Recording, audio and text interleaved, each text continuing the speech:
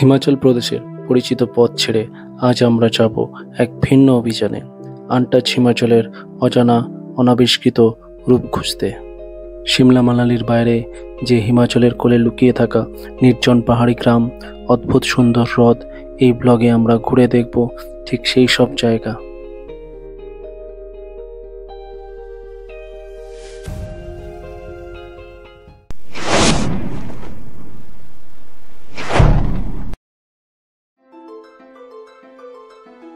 Hello বন্ধুরা, আশা করি সবাই ভালো আছেন।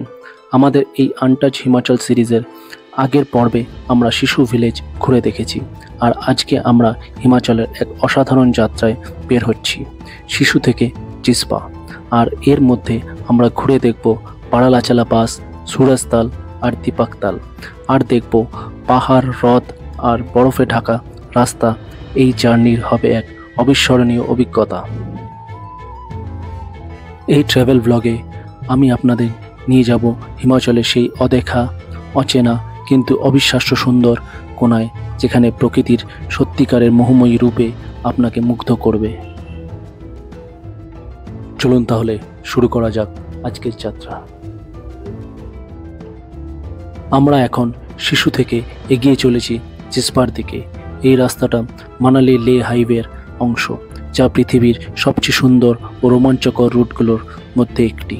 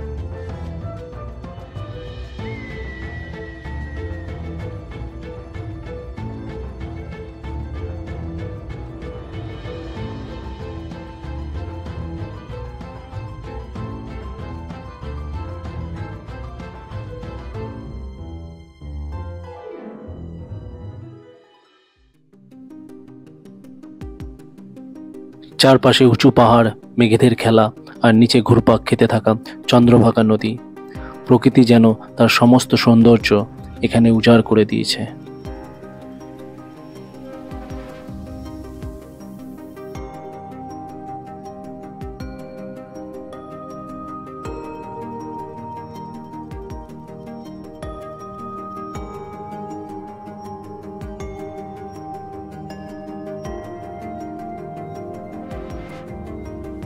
আমরা এখন এসে পৌঁছেছি তান্ডিতে। এই তান্ডিতেই চন্দ্র আর ভাগা রিভার মিলে তৈরি হচ্ছে চন্দ্রভাগা রিভার। এখানে আপনারা চন্দ্র আর ভাগা রিভারের সঙ্গম দেখতে পাবেন।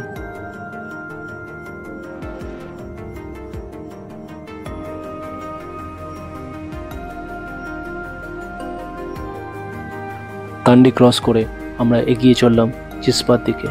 এখন আমরা জিসপাতে থামবো না, আগে আমরা চলে যাব জিসপা ছাড়িয়ে বাড়ালাচালা পাসের দিকে।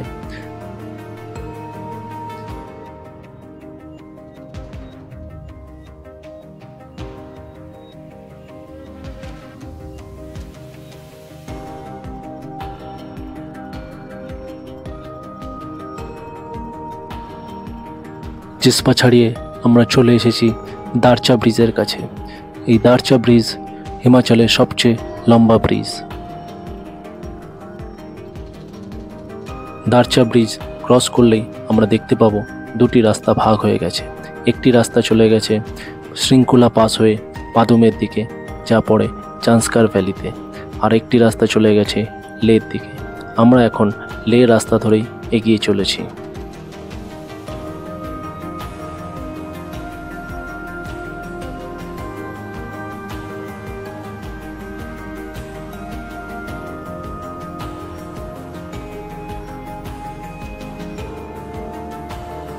লে রাস্তা ধরে এগিয়ে চলতে চলতে আমরা পৌঁছে গেছি দীপাকতালে। এই দীপাকতালে আমরা ফেরার সময় দাঁড়াবো। এখন আমরা সোজা চলে যাব বারালাচালা পাসের দিকে।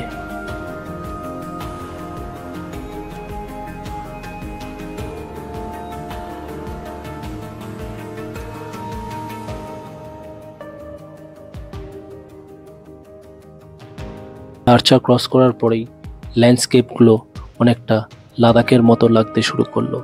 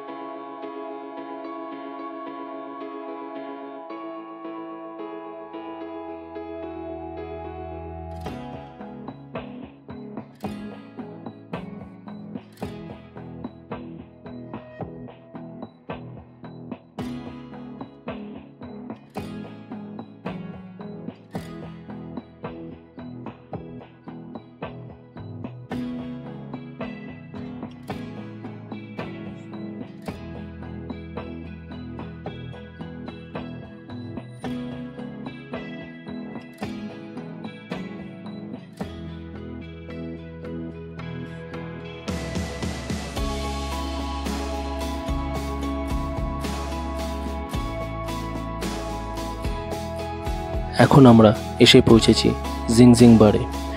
এটি বারালাচালা থেকে মাত্র 21 কিলোমিটার দূরে। এখান থেকেই বারালাচালা যাওয়ার শেষ চড়াই শুরু হবে। বারালাচালা যাওয়ার আগে সামান্য কিছু দোকান আপনারা এখানে পেয়ে যাবেন।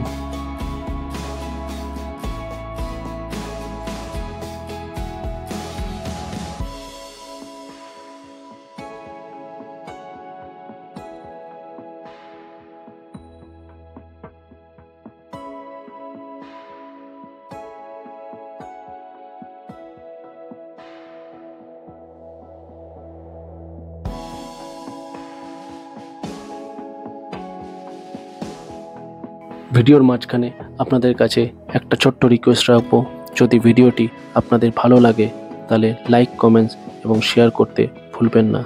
আর আমার চ্যানেলকে সাবস্ক্রাইব করে রাখুন এবং বেল আইকনটি টিপে নোটিফিকেশন চালু রাখুন, যাতে পরের আমার আনটাচ সিরিজের পরের ভিডিওগুলো আপনাদের কাছে সবার আগে পৌঁছায়।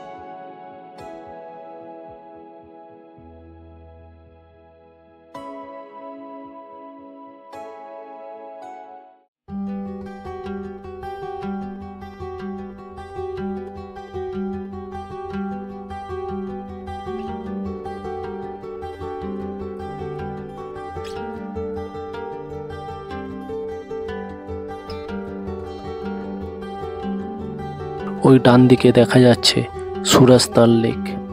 এটাও আমরা এখন দাঁড়াবো না, ফেরার পথে বারালাচালা হয়ে তখন আমরা এখানে দাঁড়াবো আর ছবি তুলবো।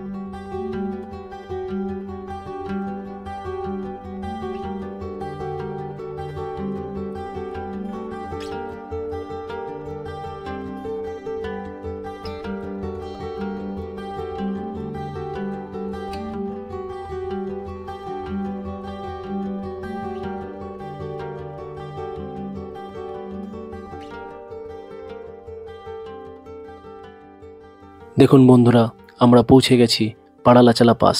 সমুদ্রপৃষ্ঠ থেকে প্রায় 16,040 ফুট উঁচুতে এই পাস অবস্থিত। এখানকার ঠান্ডা বাতাস আর বরফে ঢাকা পাহাড় আপনাকে মুগ্ধ করবেই।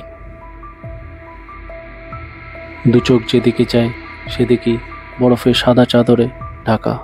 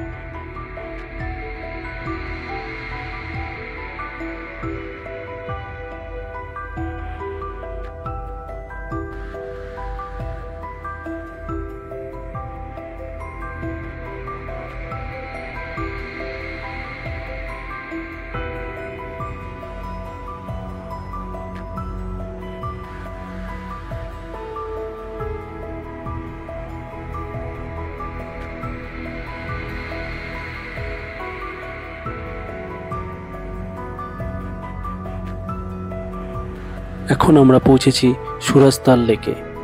এটি ভারতের উচ্চতম মিষ্টি জলের হ্রদগুলোর মধ্যে অন্যতম। সমুদ্রপৃষ্ঠ থেকে প্রায় 16,000 ফিট উঁচুতে অবস্থিত এই হ্রদ।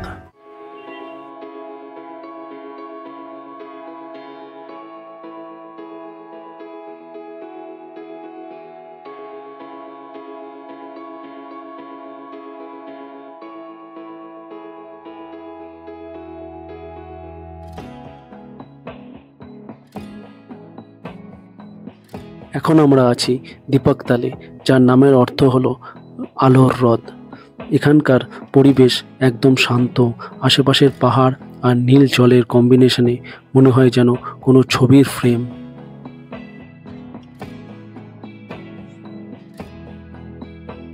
এই হলো দারচা ব্রিজ, যা হিমাচলের সবচেয়ে লংগেস্ট ব্রিজ।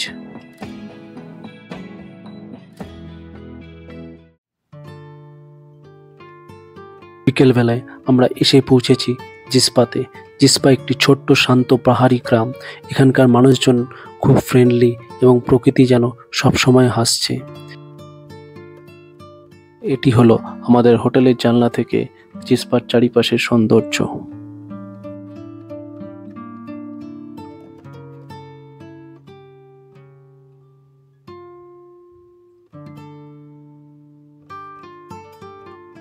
জিসপা নদীর ধারে বসে এই মুহূর্তটা আজকের জার্নির পরিপূর্ণতা দেয়।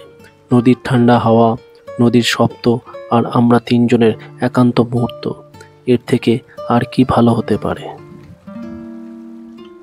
আজকের ভ্লগ এখানেই শেষ করব। আজকের যাত্রা ছিল বিস্ময়ে ভরা। পাড়ালাচালার বরফ, সুরাজতালের জমা জল, দীপকতালের নীল জল আর জিসপার নদীর ধারের শান্তি, সব মিলিয়ে আজকের দিনটি সত্যি অবিস্মরণীয়। আগামী ভিডিওতে আবার দেখা হবে। ততক্ষণ ভালো থাকবেন, সুস্থ থাকবেন। নমস্কার।